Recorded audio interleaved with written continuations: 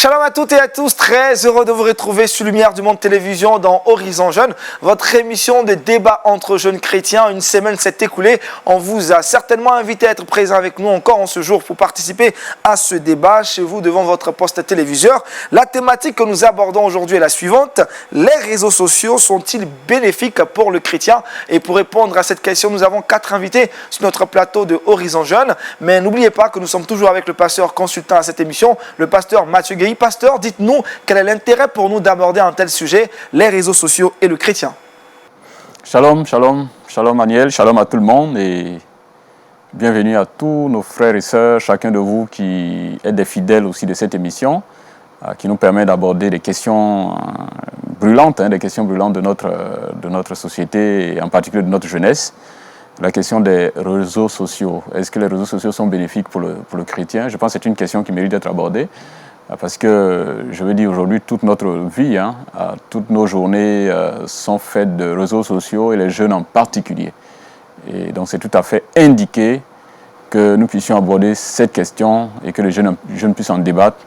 Et je pense que de cela sortira quelque chose qui va, bien entendu, aider non seulement chacun de nous, mais aussi tous les jeunes qui sont impliqués pleinement dans la question des réseaux sociaux. Que Dieu bénisse chacun de nous.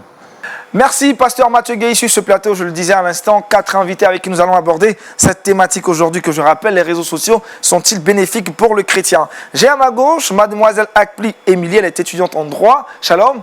Shalom. Comment vous allez? Daniel. Je vais bien. Alors, les études de droit, ça avance bien? Oui, ça avance par la grâce de Dieu. Et à l'église, qu'est-ce qu'on fait comme activité? Je suis chantre à l'église. Chantre à l'église.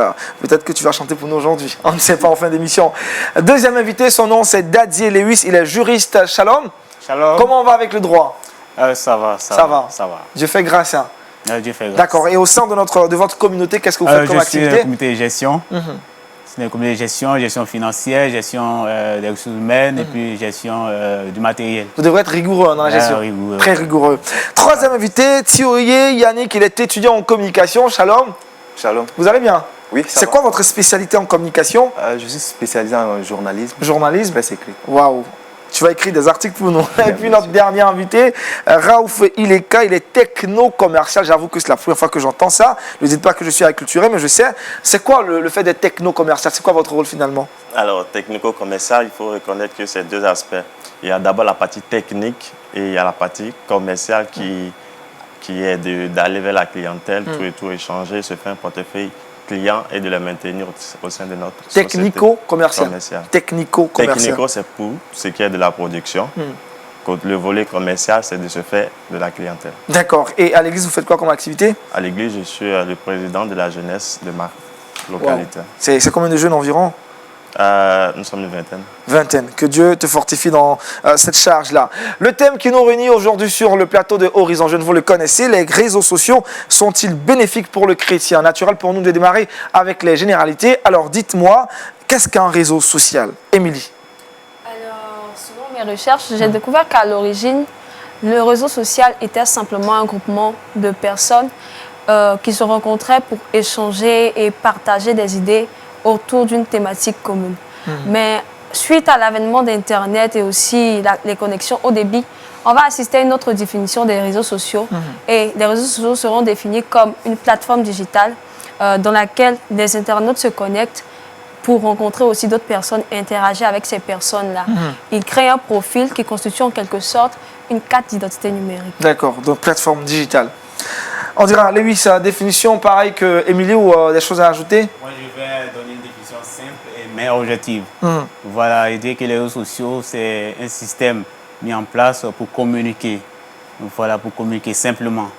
Voilà, système de communication système de communication par le moyen d'Internet. D'accord, Raouf? Selon moi, les réseaux sociaux, c'est d'abord un groupe d'applications qui relie des personnes ayant des identités visuelles. Identité visuelle. Et puis on termine avec Yannick, on prendra sa définition à lui. Bon, je crois que les réseaux sociaux, c'est une plateforme d'échange où chacun peut faire des rencontres, effectuer des partages, échanger des idées. Et aussi, c'est fondé sur les identités virtuelles surtout. Voilà. On est tous d'accord, oui. Sauf qu'on a utilisé des thèmes différents.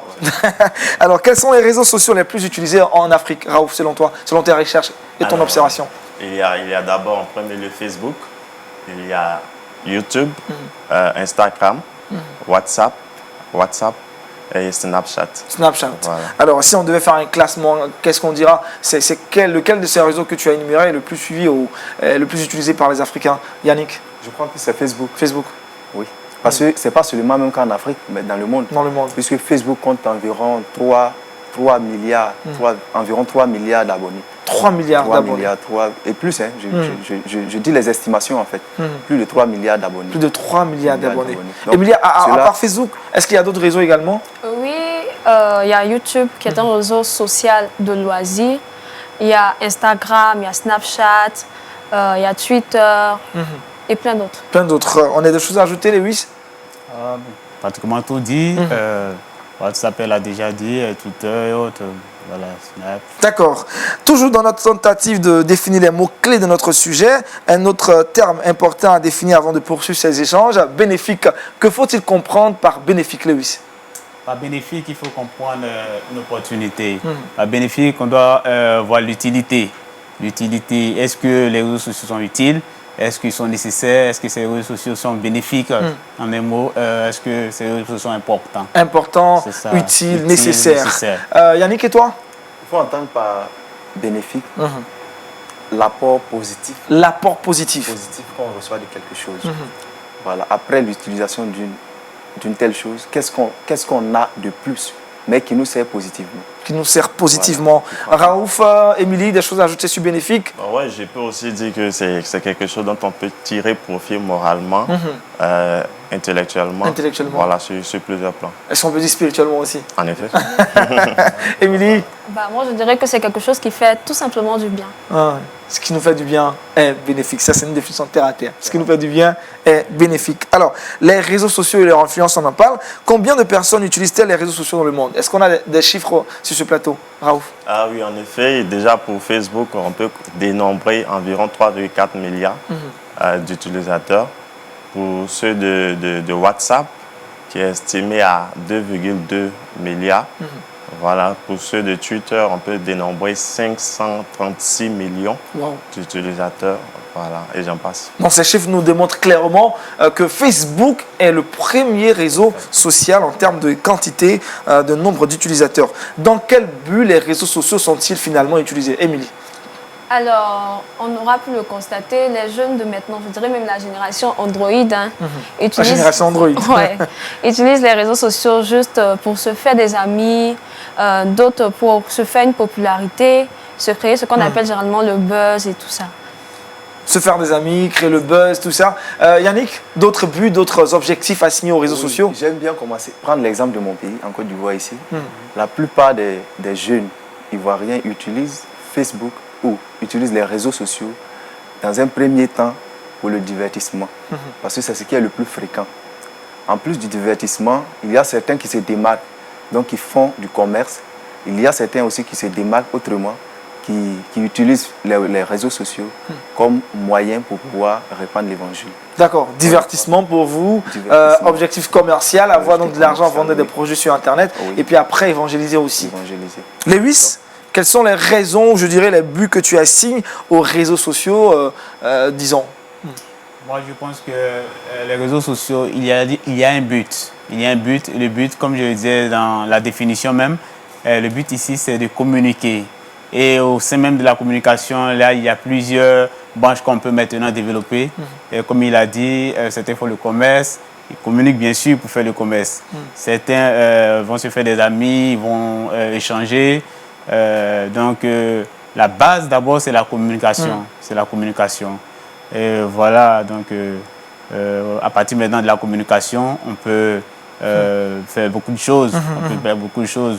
Faire même des publicités. Donc, ce qu'on doit retenir, la base, c'est la communication. D'accord. Alors, selon vous, qu'est-ce qui a favorisé la vulgarisation des réseaux sociaux aujourd'hui, en ce 21e siècle? Raouf?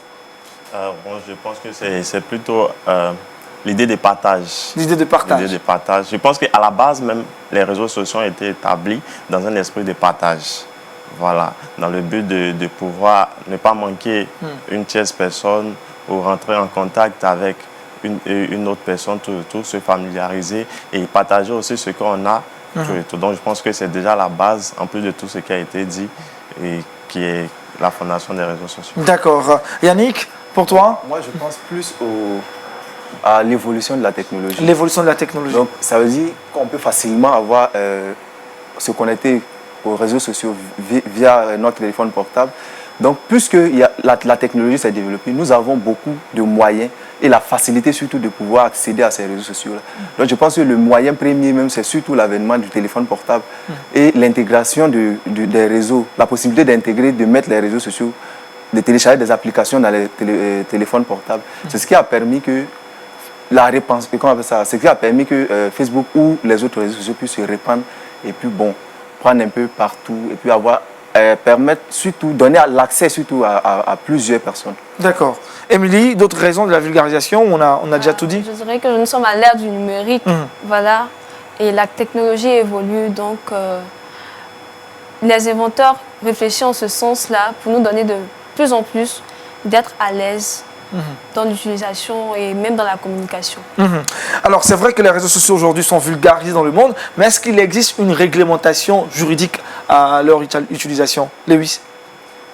En ce qui concerne la réglementation des réseaux sociaux, il faut dire que les tests qui existent actuellement, ce sont des tests faits de façon générale, dans ce sens que il n'y a pas de réglementation de façon précise dans chaque pays. Pour la Côte d'Ivoire, par exemple, nous avons constaté que sur travers des réseaux sociaux, par moment, on fait la publicité du terrorisme, où les terroristes utilisent souvent les réseaux sociaux pour faire le recrutement même des membres. Et au travers des réseaux sociaux aussi, il existe beaucoup de sortes d'actions, je peux dire, légales. Donc, pour le gouvernement ivoirien, il faut procéder à je peux dire, au contrôle. Et en quoi consiste ce contrôle? Il s'agit, pour toute personne qui se connecte sur un réseau social, en Côte d'Ivoire, Facebook par exemple, vous verrez que pour les activités qui vont se faire à un certain degré d'activité, vous allez voir qu'il existe, bon, c'est vrai que ce n'est pas rendu public, mais il existe dans les services de l'État, voilà, des structures chargées de pouvoir procéder à ce contrôle-là. Ouais, qui fait quoi, à quel moment précis, à quel endroit précis. Voilà, ça permet quand même de pouvoir passer ces réseaux sociaux-là au tamis pour voir effectivement quels sont les intrus, quelles sont les personnes malveillantes, quelles sont les personnes qui sont susceptibles de pouvoir causer des dangers. Voilà. Et il faut dire que ces actions ont été amplifiées avec ce qui s'est passé à Grand Bassam. À Grand Bassam, on a assisté tous à la manifestation des terroristes à Grand Bassam. Donc avec ces événements-là, ces actions ont été boostées par l'État de Côte d'Ivoire. Rappelons qu'il y a quelques années, la Côte d'Ivoire a été frappée par une attaque terroriste à Grand Bassam. Effectivement, c'est de ça qu'il est question. Et je veux croire que dans d'autres pays, c'est ce qui se fait. Et je pense que les objectifs petit à petit sont atteints. D'accord. C'est bien noté. Alors, Yannick, à ton niveau, on parle de non-réglementation des réseaux sociaux. Oui. Les réseaux sociaux sont difficiles à être réglementés, en fait. Donc, chacun, dans son pays, prend des mesures. Aux États-Unis, par exemple, il y a des règles qui sont là. À partir tu peux pas avoir un compte Facebook à moins de 13 ans. Ce sont des réalités. En Côte d'Ivoire, il n'y a pas de loi en tant que telle, mais il y a un cadre juridique qui a été mis en place depuis 2013, je crois bien, pour pouvoir contrôler quand même tout ce qu'on met sur les réseaux sociaux. Un cadre juridique. Un cadre juridique. Donc si tu crois que les réseaux sociaux ne sont pas réglementés, que tu dis n'importe quoi, tu es susceptible d'être poursuivi, arrêté et peut même condamné. Donc je crois que... et puis en 2018 également, il y a eu un autre cadre juridique qui a été mis sur place. Mais cette fois-ci, on rejoint les réseaux sociaux aux lois, aux règles de la presse. De la presse. Voilà. Donc, je crois que les réseaux sociaux ne sont pas aussi délaissés comme on le pense. Il y a quand même un œil dessus. Et je crois que peut-être, c'est la rigueur qui manque peut-être. Ou bien, on nous laisse encore plus de liberté sur les réseaux sociaux en Côte d'Ivoire. Mais je pense quand même qu'il y a des moyens, surtout pour pouvoir suivre les choses. Et puis, je crois que dans les années à venir, tout Alors, vous nous donnez quelques chiffres, 3,4 milliards approximativement des utilisateurs de réseaux sociaux, surtout de Facebook. C'est ça. De Facebook. Alors, selon vous, quelle est la puissance aujourd'hui des réseaux sociaux dans un pays ou dans le monde entier? Raouf, que représentent les réseaux sociaux en termes de puissance, de notoriété et même de communication? Je dirais que c'est un point clé pour toute forme de communication. Je dirais même l'une des communications les plus utilisées, d'autant plus qu'on ne fait plus fi d'autres moyens de communication dans le temps, tels que les télégrammes, les lettres qu'on utilisait. Mais aujourd'hui, par le moyen de Facebook, on peut facilement transmettre un message d'un point A du monde à un point B. Un point B. Voilà. Donc, alors, le chrétien étant dans ce monde, le chrétien aussi, certainement, est, on dira, exposé aux réseaux sociaux. Il peut en utiliser ou pas. La question que nous posons maintenant est la suivante. Les réseaux sociaux présentent-ils des avantages pour le chrétien? Pourquoi? Émilie. Alors, moi, je dirais que les réseaux sociaux présentent, oui, des avantages pour le chrétien. Le premier avantage que je pourrais souligner, c'est le fait que, vu le monde qu'il y a là-bas, vu la grande population qu'il y a là-bas, bien qu'étant virtuel, les réseaux sociaux sont pour nous un moyen d'évangélisation, un outil d'évangélisation. En tant que chrétiens, nous avons une mission, c'est d'évangéliser. Et la Bible a dit, allez, faites des nations des disciples. Et donc, c'est aussi une plateforme pour nous d'évangélisation. Ce que je peux noter aussi comme avantage, c'est que les réseaux sociaux nous permettent d'élargir nos connaissances humaines. On va sur les réseaux sociaux, on rencontre d'autres personnes chrétiennes, de d'autres assemblées, on échange nos mentalités, nos perceptions et tout ça. Des connaissances intellectuelles également, dans ce sens que, bon, il y a aussi des réseaux sociaux professionnels et même des comptes professionnels. Par exemple, sur Facebook, il y a pas mal d'entreprises ou même d'écoles qui ont leur page, leur profil et qui présentent du contenu qui nous permettent de développer notre intellect.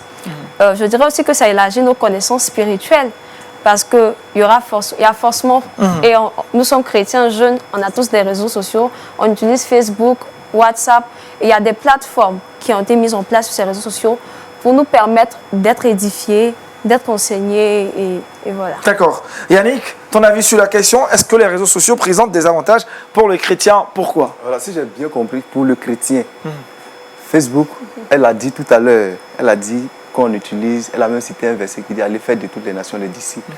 Je suis d'accord avec ça. Mais je ne crois pas que Facebook soit le meilleur moyen d'aller faire de toutes les nations les disciples.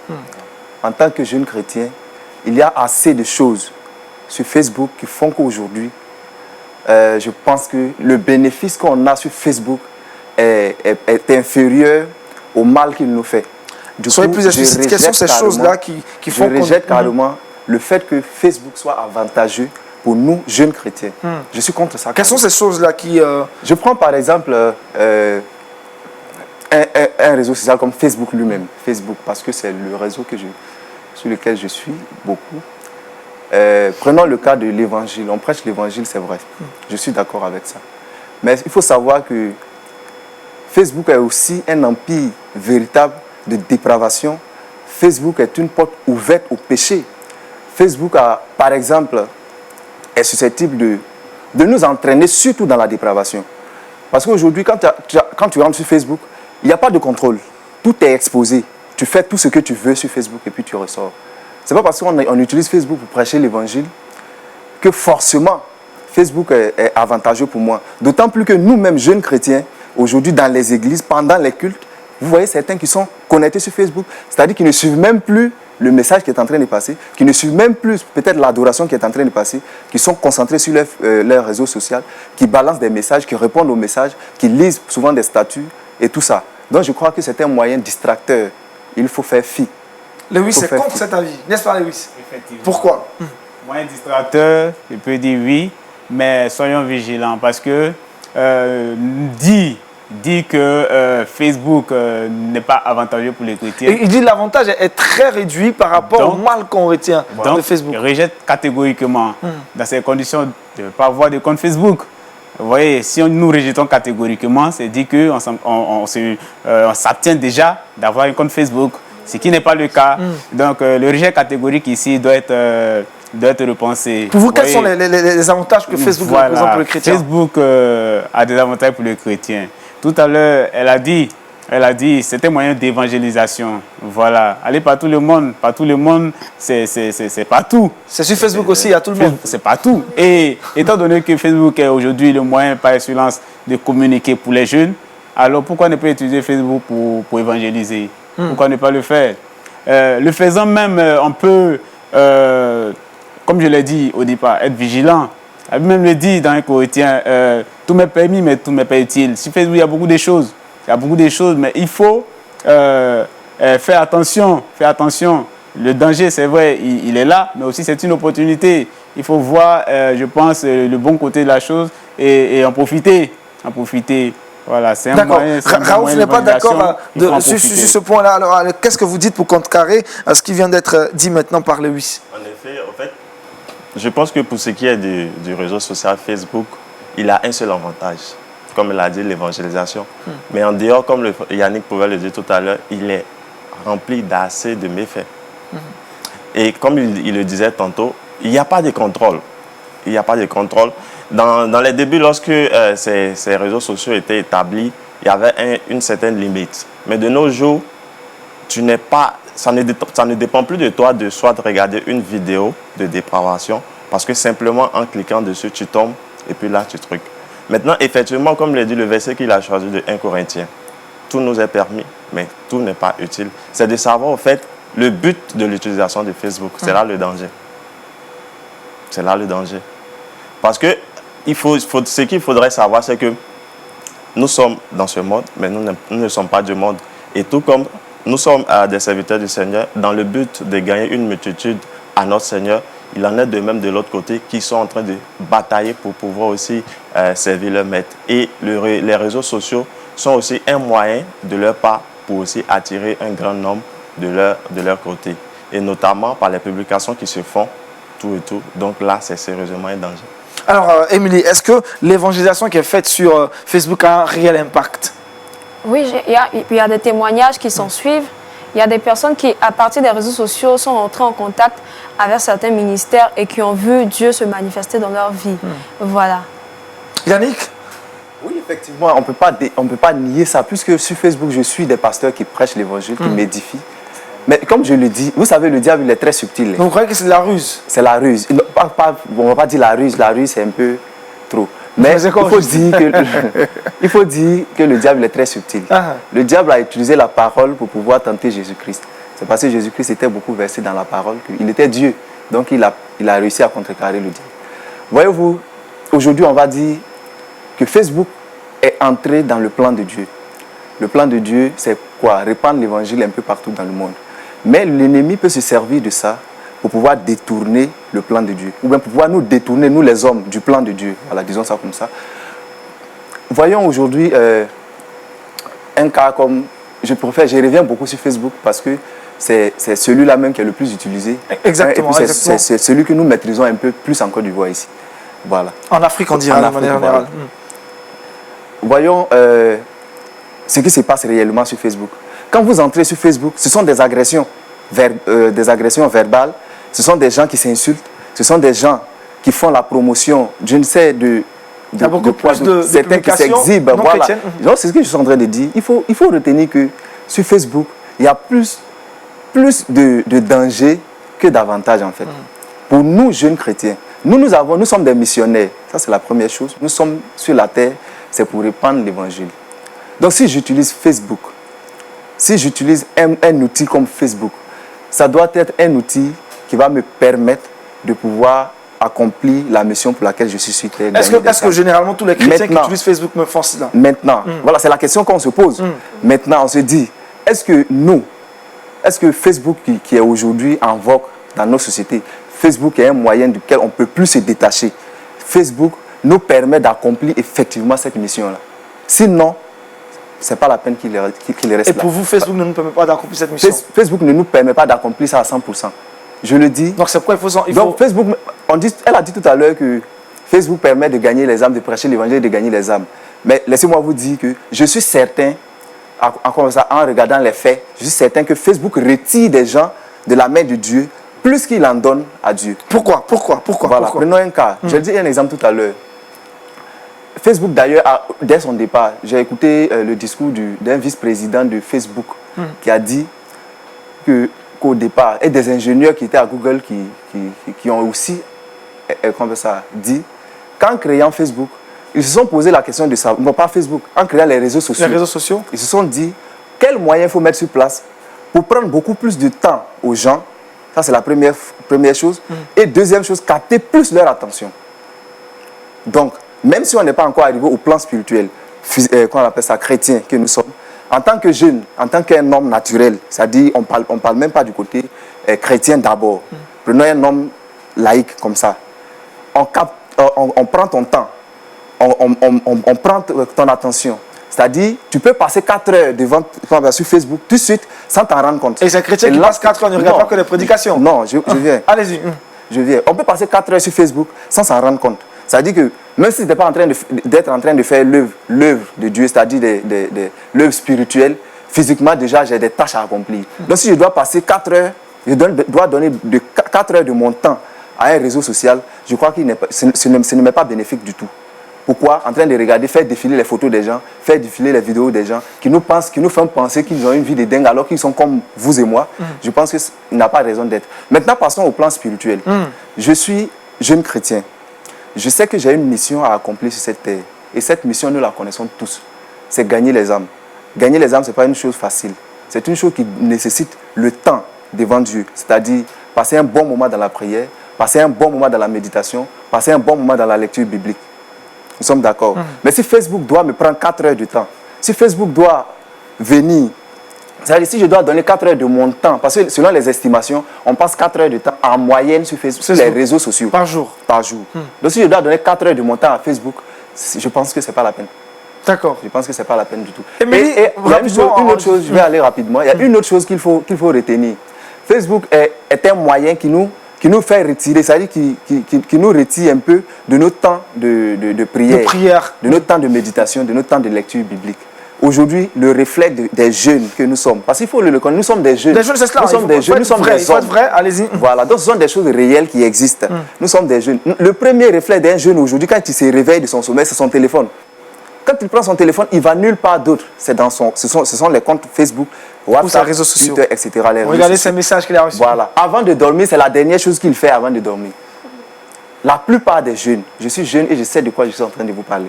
Donc la plupart des jeunes. Donc je pense qu'il a pris la place de ce que nous devions être en train de faire pour Dieu, pour le salut de notre âme. Donc une chose comme ça, c'est une chose très subtile et très dangereuse. Une chose à laquelle il faut faire très, très attention. Merci. Yannick, j'espère, il a longuement parlé hein, et on l'a écouté avec beaucoup d'attention. Émilie, il a dit des choses intéressantes dans ce qu'il a dit. Facebook qui nous retire le temps, tout ça. Qu'est-ce que vous pouvez dire? Je ne suis pas du même avis que lui. Pourquoi? Ça, c'est déjà clair. Les réseaux sociaux sont comme un supermarché. Quand on va au supermarché, on n'achète pas tous les articles. On prend les articles qui nous intéressent et qui nous servent. Et puis, on va à la maison. C'est vrai qu'il a dit que bon, les réseaux sociaux nous prennent 4 heures. Mais je pense que c'est vrai que nous sommes jeunes, mais jeunesse rime aussi avec maturité, avec discipline, avec rigueur.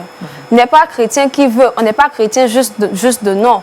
Quand on est chrétien, on se donne des temps, on se fixe des temps de prière, des temps de méditation. À quoi ça sert? Ce n'est pas Facebook qui vient vers toi, c'est toi qui vas vers Facebook.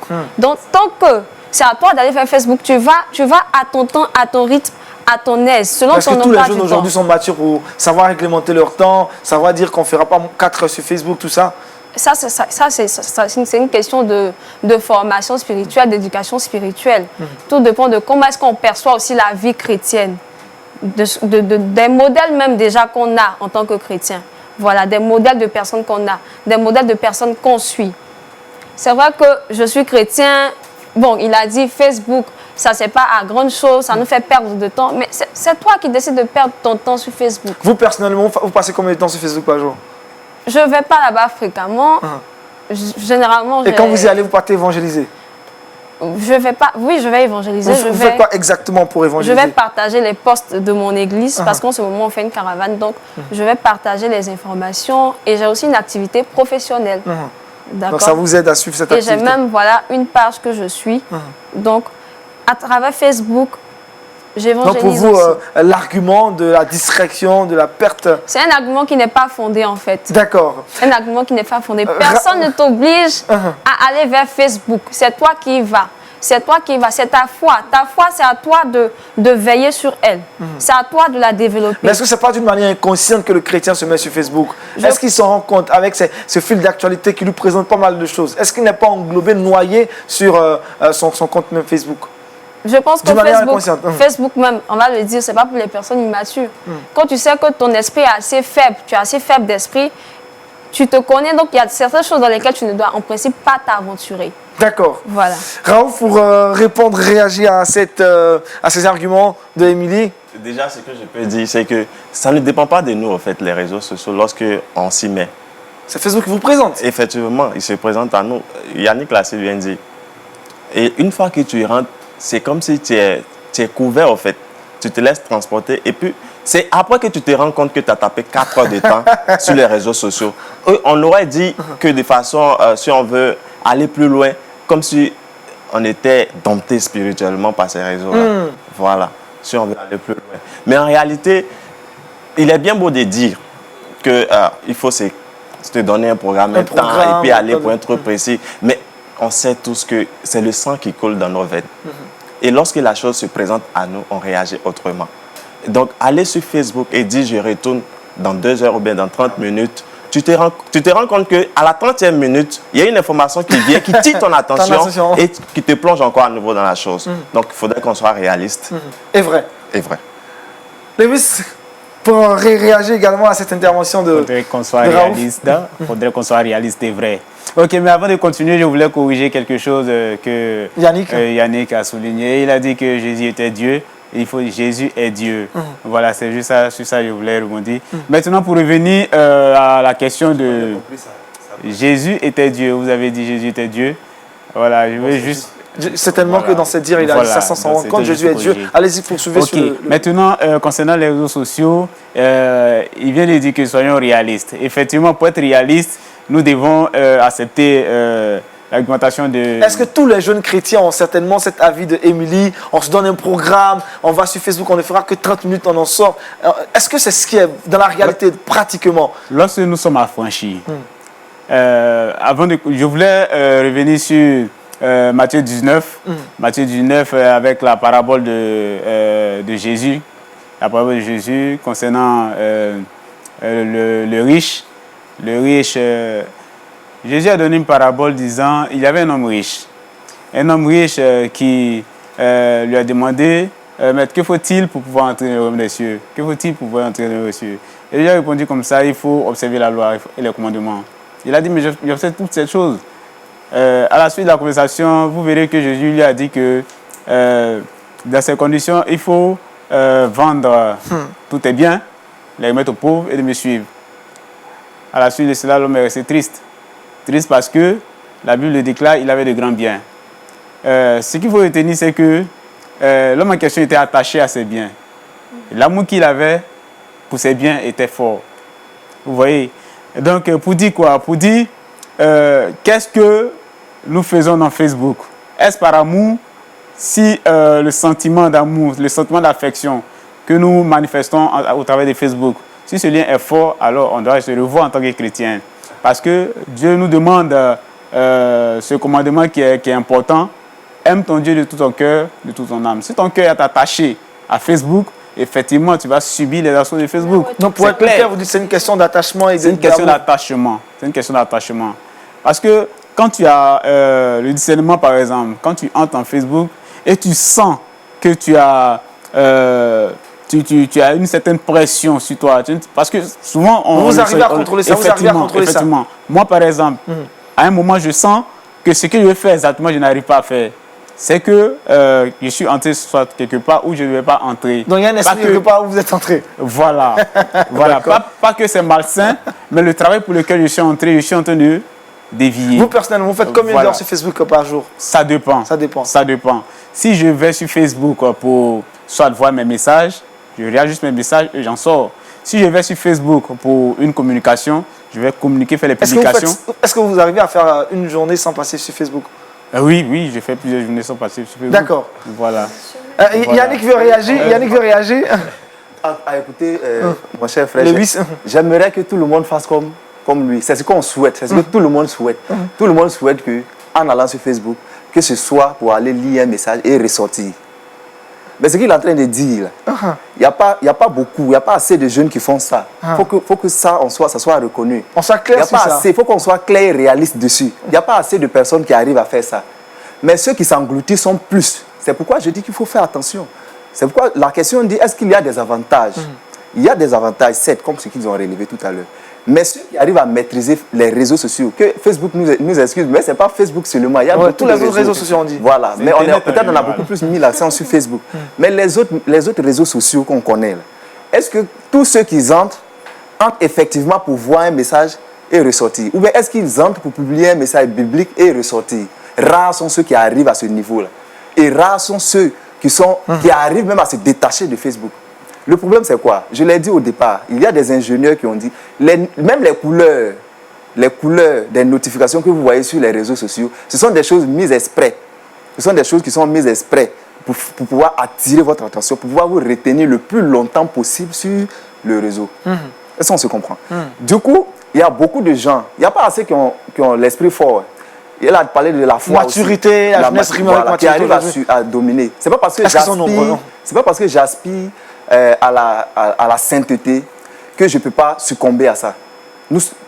Tu peux aspirer à vivre sain, tu peux aspirer à peut-être rester concentré, tu peux aspirer à demeurer dans la prière. Toutes ces aspirations-là, ce sont des choses qu'on reconnaît. Mais ce n'est pas parce que j'aspire à ça que Facebook ne peut pas me dominer. On peut aspirer à ça. Mais il faut faire une violence sur toi pour pouvoir surmonter Facebook. Du coup, Facebook devient un moyen où tu dois faire face et puis combattre Facebook pour pouvoir aller te remettre sur ta voie pour continuer ton chemin. Donc pour vous, il y a quelqu'un de domination de Facebook. Du coup, Facebook enrôle beaucoup plus de personnes que ceux qu'il sauve. Je le dis toujours. Facebook fait tomber plus de personnes que ceux qu'il sauve. D'accord. Que celles qu'il sauve, pardon. Alors, Émilie, selon vous, que perd un chrétien qui n'utilise pas Facebook ou disons les réseaux sociaux? Moi, je dirais qu'il perd beaucoup. Qu'est-ce qu'il perd concrètement? Voilà. D'abord, c'est comme s'il perd. La Bible a dit la moisson est grande, les ouvriers sont peu nombreux. D'accord. Donc là, il perd en quelque sorte les âmes. Les âmes. Et moi, je dirais comment évangéliser quand on ne connaît pas ceux vers qui on doit aller. Voilà. Les réseaux sociaux sont un monde virtuel où il y a beaucoup d'âmes qui peuvent, d'ailleurs même qui doivent être sauvées. Donc, c'est pas en restant chez toi, à la maison, dans ton lit, avec tes mentalités de chrétien carré là, que tu vas arriver à évangéliser. C'est quand tu vas aller vers les autres, quand tu vas aller voir ce qui se passe, comment est-ce qu'ils font, leur technique. C'est à partir de là maintenant que tu pourras les contrecarrer. C'est qui un chrétien carré déjà? C'est qui un chrétien carré? Pour qu'on comprenne mieux. Les chrétiens trop Saint-Esprit là. Les chrétiens trop Saint-Esprit. Les chrétiens de l'Antiquité. De l'Antiquité. Oui. Ils existent ces chrétiens-là. Oui, ils existent. Quelles sont les caractéristiques des chrétiens? Même si ce n'est pas le débat, les chrétiens dits chrétiens d'Antiquité, les chrétiens carrés. On les reconnaît par quoi? Par leur mentalité et leur état d'esprit. Ce sont ceux qui refusent Facebook. Ils refusent Facebook, ils refusent le port des pantalons par les femmes, ils refusent que la dîme soit payée à l'église. Il en existe tellement, en fait, avec des doctrines bizarres. Bizarres, d'accord. Raouf, on va réagir sur les pensées d'Émilie. Qu'est-ce que vous en dites?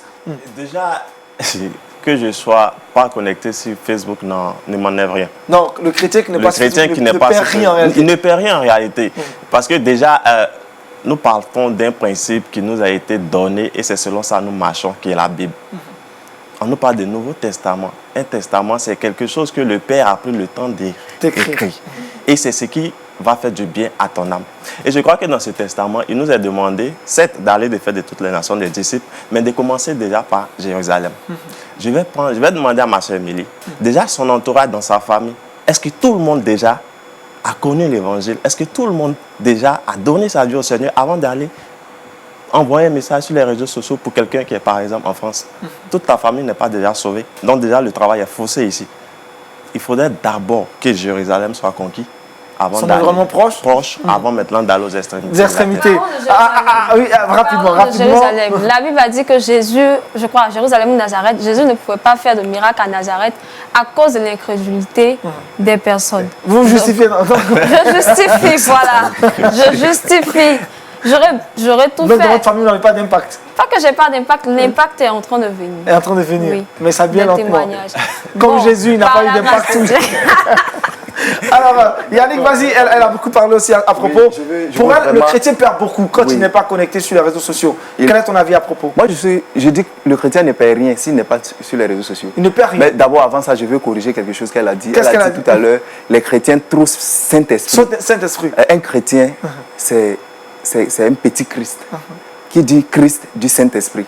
Donc, je dois être trop Saint-Esprit. C'est ce qui est juste. Donc, un chrétien trop Donc, quand elle Saint-Esprit, dit, quand c'est elle pas un refute, problème. quand elle Je veux refute dire par là- chrétien trop Saint-Esprit, je ne suis pas trop d'accord avec elle. Les Je veux personnes qu'elle qui en corrige. abusent, en fait. Bon, oui, je dois abuser parce que on le abuse. Saint-Esprit, je dois me conformer au Saint-Esprit. Je dois être un avec le Saint-Esprit. Ça, c'est ce qui est juste pour un chrétien. Si on m'appelle chrétien, ça veut dire que je dois être un avec le Saint-Esprit. Voilà, donc c'est ce que je voulais d'abord d'un premier temps. D'accord, et vas-y, poursuis la question que je t'ai posée. Maintenant, dire qu'on paie quoi si on n'est pas sur les réseaux sociaux? Moi, je dis on ne paie absolument rien sur Facebook. Si on n'est pas sur les réseaux sociaux, on ne paie rien du tout. Parce que on peut commencer déjà à prêcher l'évangile autour de nous. On peut déjà commencer à enseigner autour de nous au lieu de chercher à sauver quelqu'un qui est à Bagdad, au lieu de chercher à sauver quelqu'un qui est, je ne sais pas où, je ne sais d'où. C'est pas mauvais, je l'ai dit au début. Je ne suis pas opposé à l'évangile sur les réseaux sociaux, je ne suis pas opposé à ça. Mais je dis que l'important, comment on appelle ça? Je dis que ce que Facebook nous apporte, ou bien ce service qu'il nous rend là, est très minuscule par rapport aux dégâts qu'il cause dans notre vie. Parce qu'il y a beaucoup de personnes. Il y a beaucoup de personnes qui perdent leurs âmes, qui vont perdre leurs âmes. Ce sont des faits qui ont lâché la main de Dieu à cause des réseaux sociaux. Il y a des chrétiens qui sont chrétiens maintenant dans la peau. C'est l'emballage qui est chrétien. Sinon, le fond est foutu. Il n'y a plus de vie de prière, il n'y a plus de vie de méditation, il n'y a plus de lecture biblique à cause des réseaux sociaux. Et ça, ce sont des faits. Ce sont des faits. Beaucoup ont abandonné tout ça, mais se sont accrochés aux réseaux sociaux. Donc, du coup, le réseau devient très dangereux. Donc, moi, si je suis à l'abri de ce danger-là, je pense que je suis sauvé. C'est mieux. Je préfère consacrer mon temps, donner mon temps, là, comme ça, à la lecture, à la prière. Que d'être connecté sur les réseaux. Voilà, d'être connecté sur les réseaux sociaux. Pour non seulement comme ça, m'affaiblir spirituellement, mais de façon professionnelle. Je suis étudiant. Je me dois d'assez de temps pour pouvoir étudier, pour pouvoir faire des recherches. C'est pas sur les réseaux sociaux que je vais faire les recherches. Parce que souvent, c'est les arguments phares qui sont là. Non, on peut faire les recherches, on peut prêcher l'évangile, on peut faire tout ça. Mais attention, qu'est-ce qu'on trouve sur les réseaux sociaux comme recherche, effectivement, qu'on veut aller faire? Qu'est-ce qu'on trouve? Qu'est-ce qu'on trouve réellement? C'est une question, en fait, que je me pose. Qu'est-ce qu'on trouve? Quand on va sur les réseaux sociaux, ce sont des gens, comme je l'ai dit au début, ce sont des gens qui nous font croire qu'ils ont une vie de dingue, alors qu'ils sont comme nous. Ce sont des injures, ce sont des directs qu'ils font pour pouvoir... C'est tout ce mélange-là. Donc, je préfère être loin des réseaux. Être loin de ces réseaux. On va prendre l'avis de Lewis sur la question que perd le chrétien, finalement, qui n'est pas connecté aux réseaux sociaux. Bien avant de répondre à cette question, je voulais, concernant ce qu'Emilie a dit, elle voulait simplement dire qu'il ne faut pas être extrémiste. Le chrétien trop Saint-Esprit, c'est le chrétien extrémiste? Voilà, elle a le chrétien extrémiste, d'accord. C'est une griffe qu'elle a dit et elle a donné cette expression. Mais pour Yannick, il ne faudrait pas qu'on utilise le terme trop Saint-Esprit. Non, parce que trop Saint-Esprit, c'est quoi? Quand on me dit je suis trop Saint-Esprit, je ne comprends pas. Donc je dois être détaché du Saint-Esprit, c'est ce que vous voulez? Loin du Saint-Esprit. Je dois être loin du Saint-Esprit, ou bien je dois être différent du Saint-Esprit. Si c'est ça, je suis désolé. À l'extrémiste, d'accord. Elle a corrigé, c'est-à-dire sa pensée, c'est les chrétiens extrémistes, on dira. Poursuivez. Maintenant, la question était... Que perd le chrétien qui finalement n'a pas de réseaux sociaux? Que perd le chrétien qui n'est pas connecté aux réseaux sociaux? Moi, je voudrais dire que les réseaux sociaux, d'abord, il faut connaître le fonctionnement. Quand nous sommes inscrits, par exemple, sur Facebook, c'est vrai, bon, pas les Facebook parce que c'est le réseau social le plus utilisé. Quand nous sommes connectés sur Facebook, nous avons la possibilité de choisir nos amis. Nous avons cette possibilité-là. Et Facebook aussi nous donne la possibilité de pouvoir, pour des amis qui ne nous correspondent pas, de pouvoir les bloquer ou les supprimer. Donc, on a ce choix-là de pouvoir contrôler notre page Facebook. Aller aussi sur certaines pages, c'est nous qui allons. Donc, vous voyez qu'il y a quelque part notre bonne volonté. Il y a notre action qui est mise en jeu. Il y a le libre arbitre aussi. Il y a le libre arbitre, vous voyez. Donc, pour celui qui ne va pas sur Facebook, bon, on dira qu'il ne paie rien. Il ne paie rien. Il ne paie rien. Mais il se limite. Il se limite. Il se limite. D'accord, c'est vraiment subtil. Il ne paie rien, mais il se limite. On a dit au départ que Facebook, c'est vrai, les réseaux sociaux, Facebook, c'est vrai, c'est un moyen d'évangélisation, mais c'est aussi une opportunité pour pouvoir se connecter, communiquer. Je me souviens, juste un fait que je vais élucider, il y avait sur les réseaux sociaux une page où il était mentionné offre d'emploi. Voilà, c'était une page offre d'emploi. Et vous verrez que c'est seulement les offres qu'on publie sur cette page. Les offres d'emploi, soit les stages, soit les travaux qu'on publie sur cette page. Et il y a un individu comme ça qui est venu publier, bon, c'est une dame, elle est venue publier une publication malsaine. Et du coup, chacun a commencé à rechercher l'administrateur. Mais administrateur, où tu es, cette publication, c'est pas possible, il faut supprimer cette personne.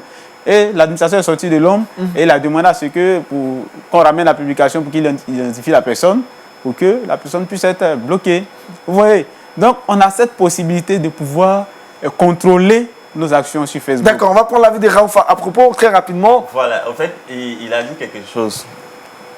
Comme quoi, il faudrait sélectionner ses amis, tout et tout. Je pense qu'au départ, dans leurs propos, il disait que le but, lorsqu'ils sont connectés sur les réseaux sociaux, c'est d'annoncer l'évangile.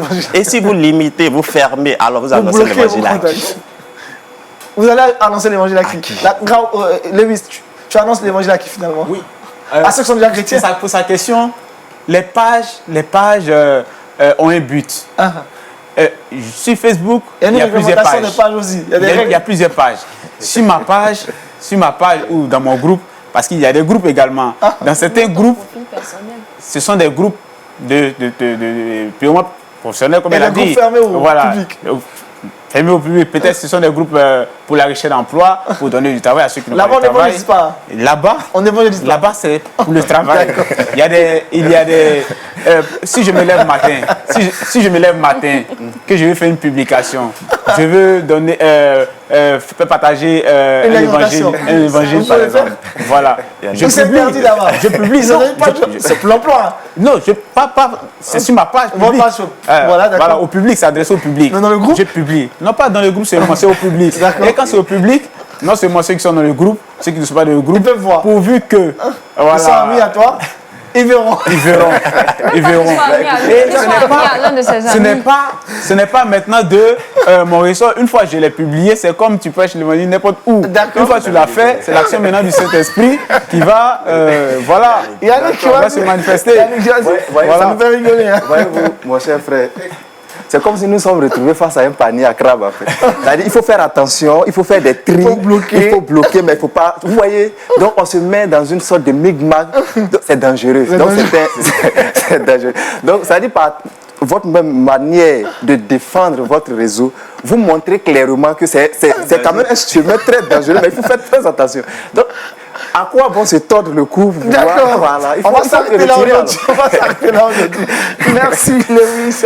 Le pasteur Mathieu Gay nous a suivis. Pasteur, que faut-il retenir de ces échanges? Les réseaux sociaux sont-ils bénéfiques pour le chrétien? Merci Aniel, je bénis le Seigneur pour ces jeunes, Émilie et tous ses amis qui étaient là. Le débat a été très très très riche et très très vivant. Hein. On n'a pas vu des gens qui sont là simplement pour avaler l'idée de quelqu'un, mais qui sont convaincus de ce qu'ils disent, qui ont des expériences pratiques dans le domaine. Je pense que ça enrichit un tel débat et je bénis le Seigneur pour leur contribution à cette réflexion. Je voudrais donc, comme les uns les autres l'ont dit, hein, qu'il ne faut pas, la question n'est pas une question, il ne s'agit pas de dire non, c'est un péché, c'est pas un péché. C'est pas de ça qu'il est question. Les réseaux sociaux sont une grande bénédiction, des choses que nous utilisons dans le sens pour être en contact avec les autres, ce qu'on ne peut pas toujours voir comme ça, qu'on peut échanger avec eux, on peut se divertir, communiquer, établir des relations, se former. Donc je veux dire, dans ce sens, c'est un bon instrument, bien entendu. C'est un bon instrument qu'on peut utiliser. Le problème, c'est que malheureusement, beaucoup de personnes n'utilisent pas dans ce sens. Et l'impact est de plus en plus négatif sur la vie de beaucoup de jeunes. L'impact sur les résultats scolaires, par exemple des jeunes qui sont constamment, des élèves, des étudiants qui sont constamment connectés sur les réseaux sociaux, qui passent des heures et qui n'ont même pas le temps de se concentrer pour leurs études. Ça, c'est quelque chose de très grave. on voit des jeunes qui passent toute la nuit et qui pratiquement le lendemain ne sont pas physiquement ni intellectuellement aptes à pouvoir suivre les cours et à faire les travaux scolaires. Donc ça, c'est un impact très négatif. Il y a tout ce que les réseaux sociaux envoient comme images ou comme des messages pas très corrects et qui ont un impact sur la vie de tous ceux qui les suivent. Les réseaux sociaux ont un impact, un niveau d'attraction assez fort. Et je pense qu'il faut en être conscient. Il faut en être conscient. Je pense que nous devons nuancer ça. Oui, les réseaux sociaux sont bons, mais il y a des dégâts qui sont là. Et nous voyons autour de nous beaucoup de personnes accros à cela et dont la vie est quand même détruite à divers niveaux. Donc je pense qu'il faut être conscient de cela. Il y a des gens, par exemple, qui vont au boulot et qui ferment le bureau, qui sont sur les réseaux sociaux et qui oublient totalement ce qu'ils sont en train de faire qu'on leur a demandé comme travail. Donc je pense qu'il faut être conscient de cela. Chers amis et vous tous qui nous suivez, il faut être conscient que c'est un bon outil que nous avons, mais en même temps un outil destructeur. Et savoir maintenant quelles dispositions nous prenons pour limiter les dégâts des réseaux sociaux sur la vie de la jeunesse et sur nos vies à nous tous. Le temps qu'on y prend peut parfois nous empêcher de lire la parole de Dieu, de prendre du temps de la prière, de nous concentrer, comme je l'ai dit déjà, sur notre boulot. Et je pense qu'il faut faire dans ce genre de situation un choix réaliste et un choix sans complexe. Ça veut dire quoi? Ça veut dire qu'il faut savoir que ça, c'est pas bon pour moi et je mettrai une croix carrément là-dessus. Je vais fermer par exemple telle page simplement parce que je pense que ça ne m'apporte pas grand-chose pour ne pas que je devienne accro. J'ai vu des gens qui ont décidé par exemple de fermer un compte à un moment donné parce qu'ils ont trouvé clairement l'effet négatif sur leur vie. Je pense qu'il faut être conscient de cela. Il ne faut pas tout avaler en disant oui, les réseaux sociaux, c'est bon, non, c'est pas bon dans tous les sens, mais il ne faut pas aussi dire non, c'est mauvais, non, c'est pas mauvais dans tous les sens. Donc il y a un équilibre à établir et il faut être suffisamment réaliste par rapport à notre manière d'aborder les réseaux sociaux. Que Dieu nous bénisse et que Dieu bénisse chacun de nous dans notre marche avec le Seigneur. Amen. Merci beaucoup, Pasteur Mathieu Guéillon. On ne veut même pas s'arrêter. Lévis a des choses à dire. Malheureusement, le temps qui nous a donné est carrément terminé. Merci encore à Akpli Émilie, je rappelle, étudiante en droit, avec elle on a pris part à ce débat. Dadier Lewis, juriste, je rappelle. Thioye Yannick, il est étudiant en communication. Et enfin, Raouf Ileka, il est technico-commercial. Merci à vous d'avoir répondu à notre invitation. On a pris du plaisir à passer ce temps avec vous. Rendez-vous est pris la semaine prochaine pour un autre épisode de cette émission. D'ici là, portez-vous bien. Et en tout cas, on vous invite à vous abonner aux différentes pages de réseaux sociaux de LMTV, YouTube et puis également Instagram et Facebook. Que Dieu vous bénisse et shalom à vous.